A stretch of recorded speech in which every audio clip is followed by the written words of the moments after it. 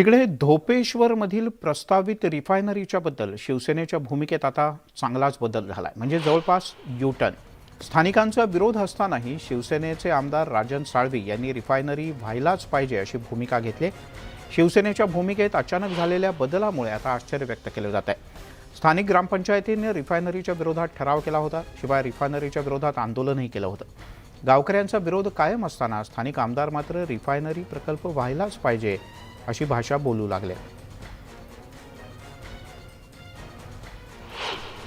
आजच्या बैठकीमध्ये माननीय जिल्हाधिकाऱ्यांच्या उपस्थितीमध्ये एमआरडीसीच्या वरिष्ठ अधिकाऱ्यांनी बैठकीचं आयोजन केलेलं आहे. त्या बैठकीत लोकप्रतिनिधींनी मला निमंत्रित केलेलं आहे. माझी भूमिका स्वच्छ आणि स्पष्ट मी केलेली आहे.